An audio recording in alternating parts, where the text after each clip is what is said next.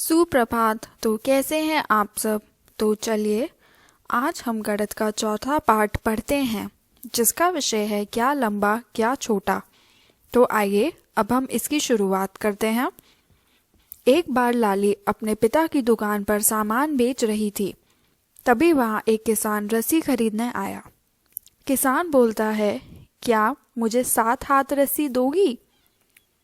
तभी लाली बोलती है, ये रही 7 हाथ रस्सी।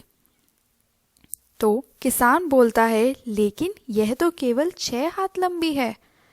तभी लाली बोलती है, लो अपने हाथ को इस रस्सी से नापो, फिर उस लंबाई को 7 गुना ले लो। तब किसान ने अपने हाथ को रस्सी से नापा और लाली ने उस रस्सी का 7 गुना किसान को दे दिया। तुम अपनी माँ का हाथ और अपने हाथ नापो, उनमें क्या अंतर है? तो उसमें क्या अंतर होगा, क्या आप बता सकते हैं? इसका यही अंतर होगा कि आपका हाथ आपकी माँ के हाथ से छोटा होगा। तो अब हम अगले पन्ने पर आते हैं। सोचो कितने डोरजी कितने कदमों में सड़क पार कर जाएगा? तो बताइए, आपको सिर्फ अंदाजा लगाना है कि कितने कदम डोरजी को चलने पड़ेंगे। तो हम लगभग मान सकते हैं कि डोरजी को 5 कदम चलने पड़ेंगे। ऐसे ही दूसरा सवाल देखिए, मेज पर इस कतार में कितने कप रखे जा सकते हैं? तो इस पे भी आपको अंदाजा लगाना है कि कितने कप हम रख सकते हैं। 8 या 10 लगभग इन्हीं के बीच हम मेज पर कप रख सकते हैं। अब तीसरा प्रश्न देखिए, पेड़ की टहनी तक पहुंचने के लिए एक के ऊपर एक कितने घड़े रखने होंगे? तो यहाँ पर भी आपको अंदाजा लगाना है। तो अंदाजे से हम कह सकते हैं कि 5 घड़े हमें रखने होंगे। अब हम चौथा प्रश्न देखते हैं, इस तार पर कितने कपड़े टांगे जा सकते हैं? तो इस तार पर लगभग 4 कपड़े टांगे जा सकते हैं। तो चलिए अब अगले पन्ने पर आते हैं। 1 सेंटीमीटर कितना होता है? माचिस की तिल्ली 4 सेंटीमीटर लंबी है। पासे का हर किनारा 1 सेंटीमीटर का है।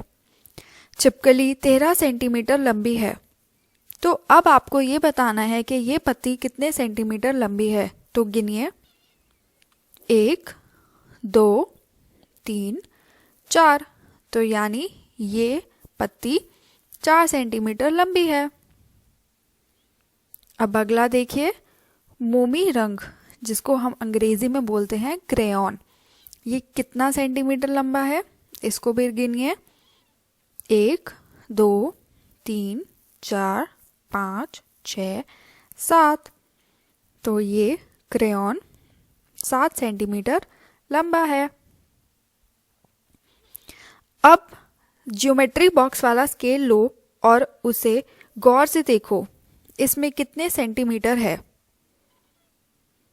तो आपके पास स्केल होगा ही, तो आप उसको देखिए कि उसके अंदर कितने सेंटीमीटर है। उसके अंदर 15 सेंटीमीटर है। अब हम अगले पन्ने पर देखते हैं। जिस छोटे स्केल को तुम स्कूल में अक्सर इस्तेमाल में लाते हो वह कुछ ऐसा है, और इन्होंने उसका चित्र इस पन्ने पर दिखा रखा है। क्या शून्य के निशान से नापना ज्यादा आसान है? जी हाँ, तभी तो हम एग्जैक्ट या फिर अच्छे से चीज को नाप पाएंगे। स्केल के पास बनाए गए चीजों को देखो और उनकी लंबाई बताओ। आपको यहाँ पे कुछ चीजें दिख रही हैं और आपको उनकी लंबाई बतानी है। तो ये आप गिनकर देखिए और बताइए ये कितनी होगी। सबसे पहले है हमारे पास ये नेल। तो ये जो नेल है ये कितनी है? ये है 4 सेंटीमीटर लंबी। गिनिए और स्केल से देखिए। फिर जो दूसरी हमारे पास वस्तु है ये है 3 सेंटीमीटर लंबी, और ये जो हमारे पास तीसरी वस्तु है ये है 2 सेंटीमीटर लंबी, जो कि सेफ्टी पिन की तरह दिख रही है। और आखिरी वस्तु जो है, जो हमें पेपर क्लिप की तरह दिख रही है, वे है 1 सेंटीमीटर लंबी।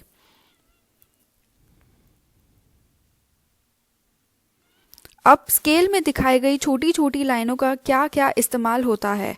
तो आपको दिख रहा होगा कि बड़ी लाइन पे तो संख्या लिखी गई है, बट ये छोटी लाइन पे नहीं लिखी गई है। तो ये छोटी लाइन जो होती हैं, ये इनका कहाँ क्या क्या इस्तेमाल होता है। छोटी लाइनें हमें छोटी आकार की वस्तुओं को नापने में आसान करती है।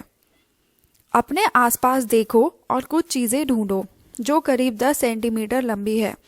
तो आप देखिए और बताइए ऐसी कौन सी चीज़ें हैं जो 10 सेंटीमीटर लंबी हो सकती हैं। आपका पेंसिल 10 सेंटीमीटर लंबा हो सकता है। आपका साबुन, वह भी 10 सेंटीमीटर लंबा होता है। पाना, वह भी 10 सेंटीमीटर लंबा हो सकता है। तो ये कुछ उदाहरण के तौर पर है। इनके अलावा अगर आपको कुछ और ऐसी वस्तुएं दिखते हैं जो 10 सेंटीमीटर लंबी है, तो आप उनका नाम भी यहाँ लिख सकते हैं। दूसरा प्रश्न है, जिनकी लंबाई 10 से 20 सेंटीमीटर के बीच हो।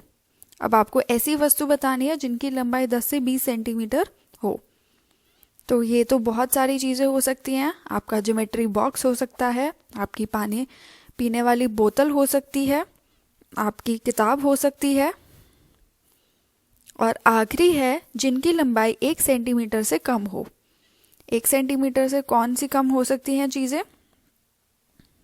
कीले हो सकती हैं, मटर हो सकती हैं, राजमा का दाना हो सकता है, छोले का दाना हो सकता है।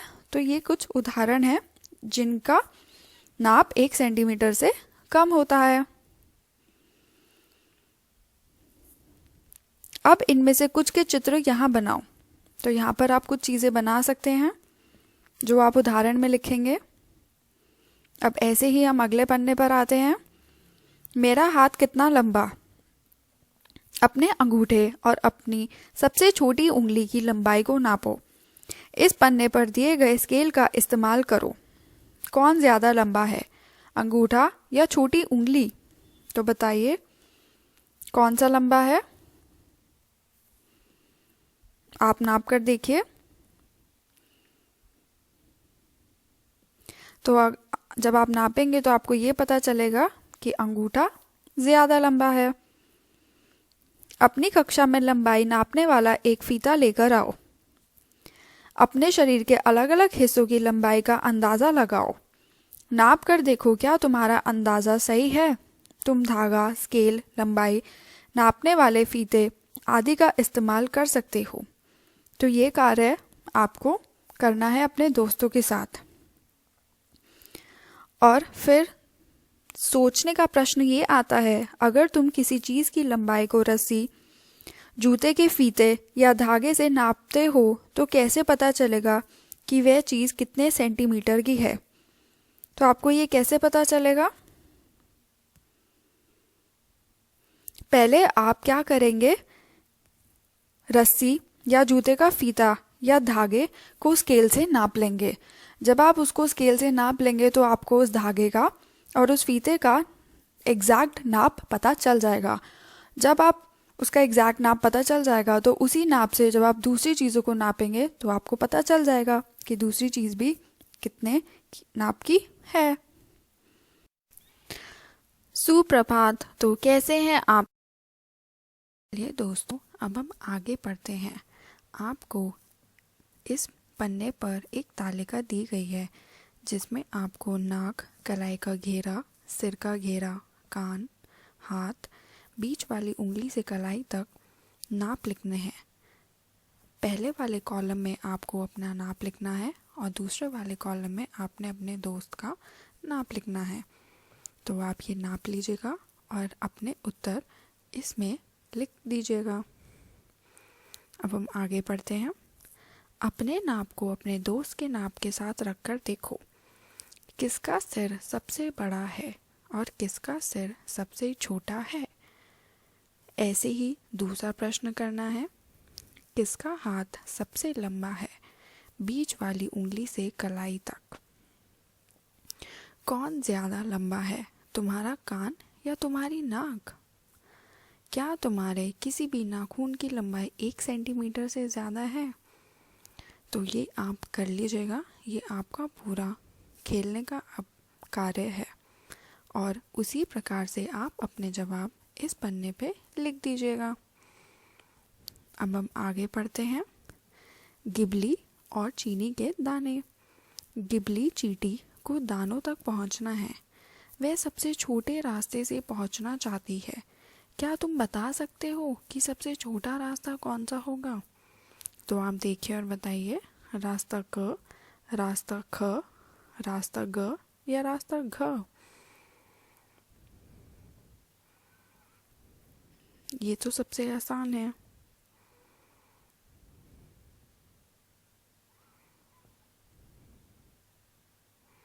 जी हाँ, सबसे छोटा जो रास्ता है वह है रास्ता ख। अब अगला प्रश्न देखिए। क्या तुम एक ऐसा रास्ता बना सकते हो जो इन सबसे छोटा हो? हाँ, हम ऐसा रास्ता बना सकते हैं।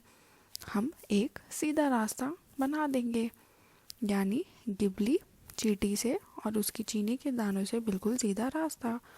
और जो रास्ता बनेगा आप उसको अपने स्केल से नाप लीजिएगा और फिर उस रास्ते की लंबाई क्या है वे आप इस खालिस्तान में भर दीजिएगा। अब हम आगे चलते हैं। मीटर कितना होता है? मैं एक लंबा कुर्ता बनवाना चाहता हूँ। तभी टेलर मास्टर बोलता है, अपने कुर्ते के लिए 2 मीटर कपड़ा लो। और एक गुड़िया बोल रही है, और मेरे लिए एक लंबी स्कर्ट बनाने में कितने मीटर लगेगा? और टेलर मास्टर बोलता है, तुम्हें 3 मीटर की ज़रूरत होगी। अब इसी पर हमें एक अभ्यास कार्य करना है। चलो 1 मीटर की रस्सी बनाएं। तुमने दुकानदारों को 1 मीटर रॉड से कपड़ा नापते हुए देखा होगा। जी हाँ, ये तो हम सब ने देखा होगा जब हम कपड़े खरीदने जाते होंगे। 1 मीटर की अपनी रस्सी बनाने के लिए 1 मीटर रॉड और एक रस्सी का इस्तेमाल करो। रस्सी के एक सिरे पर एक गांठ बांध लो। मीटर रॉड को रस्सी के साथ रखो। रस्सी पर 1 मीटर का निशान बनाओ और एक गांठ लगाओ। अब इन 2 गांठों के बीच की लंबाई कितनी हुई? 1 मीटर हुई। ये हुई तुम्हारी मीटर की रस्सी। अगर तुम्हें मीटर रॉड ना मिले तो तुम नापने वाले फीते का इस्तेमाल करो। रस्सी पर 100 सेंटीमीटर का निशान लगाओ। 100 सेंटीमीटर 1 मीटर के बराबर होते हैं। तो आशा है कि ये आपको समझ में आ गया होगा और आपकी 1 मीटर की रस्सी बन गई होगी। ये अब हम अगले पन्ने पर आते हैं। अंदाज़ा लगाओ और जांचो। गतिविधि 1। कुछ ऐसी चीज़ें ढूंढो जो कि 1 मीटर लंबी दिखती हैं। तो ऐसी कौन सी चीज़ें हैं जो 1 मीटर लंबी दिखती हैं? कुछ उदाहरण ले सकते हैं, जैसे गिटार, बेसबॉल का बल्ला। ये सब वो चीज़ें हैं जो 1 मीटर लंबी दिखती होती हैं। ऐसे ही दूसरा प्रश्न देखिए। मीटर वाली रस्सी का इस्तेमाल करके बताओ कि इनमें से कौन सी चीज़ 1 मीटर से ज़्यादा या कम लंबी है। अभी हमने मीटर वाली रस्सी बनाई थी, अब उसका उपयोग करके आपको बताना है कि ये जो तालिका में वस्तु दी गई हैं ये 1 मीटर से ज़्यादा है या फिर 1 मीटर से कम। जैसे पहली वस्तु है हमारी मेज़ की लंबाई, तो बताइए ये ज़्यादा है या फिर कम?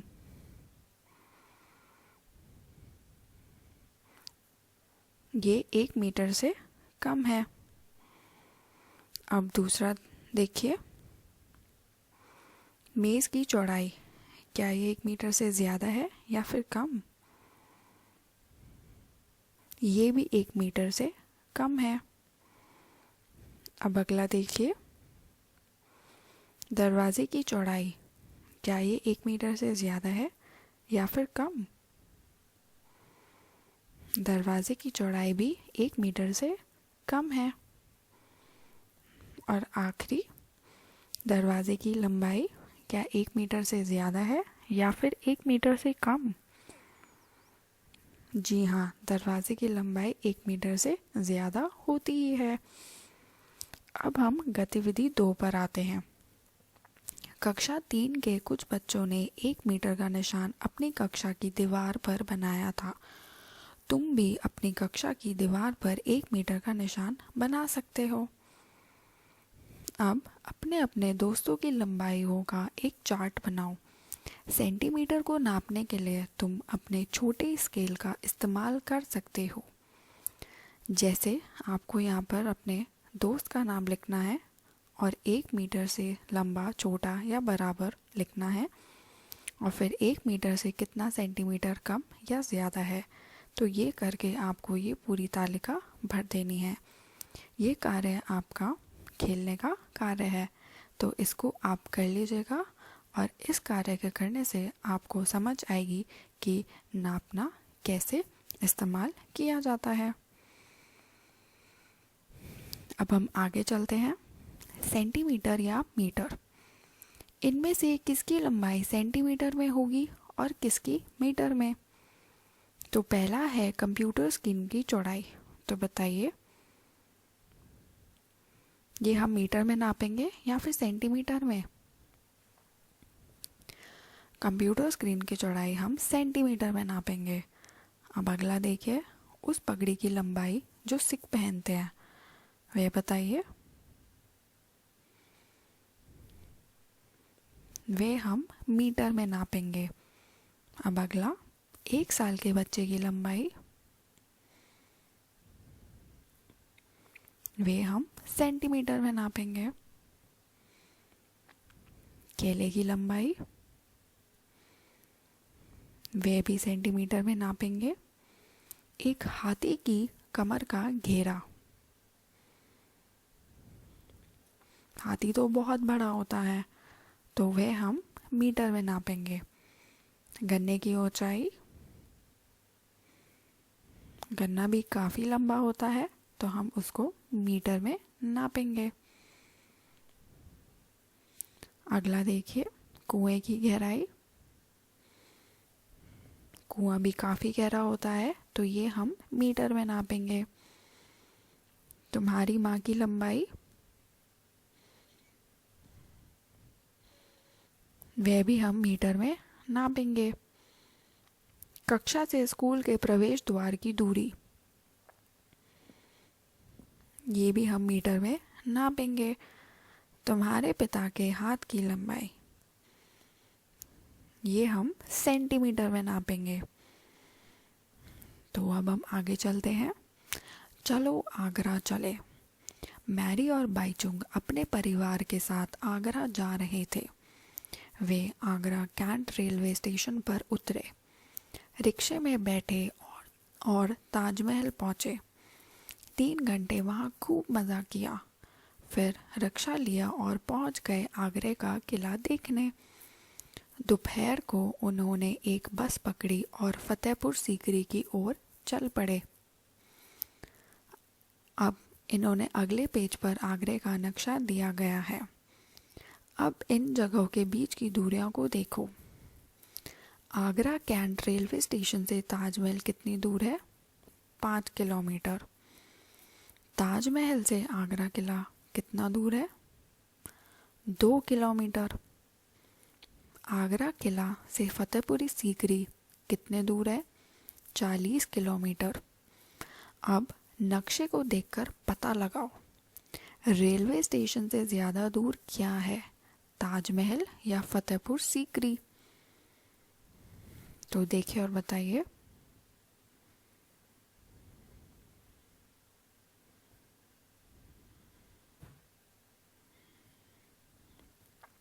फतेहपुर सीकरी जो है वह ज़्यादा दूर है। ये निशान रेल पटरी के लिए है। कौन सी जगह रेल की पटरी के ज़्यादा पास है? बाबुरपुर जंगल या ताज जंगल? आपको 2 जंगल दिख रहे हैं। अब आपको ये बताना है कि कौन सा जंगल रेल की पटरी के पास ज़्यादा पास है। ये तो सबसे आसान है, वह है बाबरपुर जंगल। आगरा किला या ताजमहल, अब ये बताइए कौन सा रेल पटरी के ज़्यादा पास है? आगरा किला। अब अगला प्रश्न देखिए, यमुना नदी के ज़्यादा नज़दीक क्या है, ताजमहल या रेलवे स्टेशन? तो ये तो हम सबको पता ही है, वह है ताजमहल, और नक्शे में भी ताजमहल दिखाई दे रहा है। अब ऐसे ही अगला देखते हैं, सही लंबाई से मिलाओ। अनुमान लगाओ कि इनमें से कौन सी चीज़ किस लंबाई के साथ सही बैठती है। लाइन खींचकर मिलान करो। आपको यहाँ पर कुछ वस्तुएं दे रखी हैं, यानी चित्र, और यहाँ पर उनका नाप लिखा हुआ है। तो आप बताइए, एक केचुए की लंबाई आप किस नाप से मिलान करेंगे?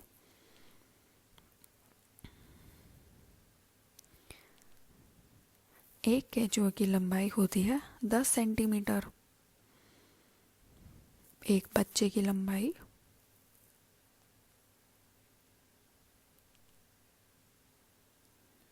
1 मीटर।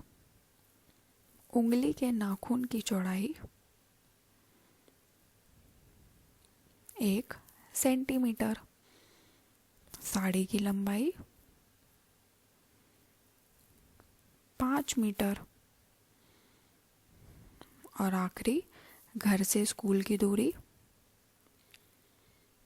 2 किलोमीटर। अब हम अगले पन्ने पर चलते हैं, किसकी पूंछ सबसे बड़ी? इस तस्वीर में दिखाए गए जानवरों के बीच एक मुकाबला हुआ। तय किया गया कि जिस जानवर की पूंछ सबसे लंबी होगी उसे इनाम मिलेगा। अब तुम्हें क्या लगता है कि इनमें से पहला इनाम किसको मिलेगा और दूसरा किसको? ज़रा अंदाज़ा लगाओ कि जो पूंछ सबसे लंबी है उसकी लंबाई क्या होगी। तो इस चित्र को ध्यान से देखिए और बताइए। तो सबसे पहला इनाम आप किसको देंगे?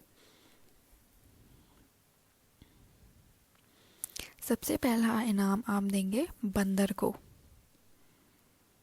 और दूसरा इनाम आप देंगे गाय को। और आपको बंदर की पूंछ का अंदाज़ा लगाना है, जो कितनी हो सकती है।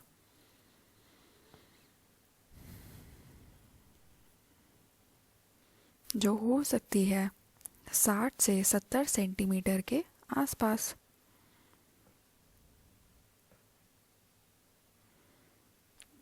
तभी सांप नीचे बोल रहा है, क्या मेरी भी पूंछ है? तो यही हमारा ये पाठ समाप्त होता है। आशा है कि आपको ये अच्छे से समझ में आया होगा। धन्यवाद।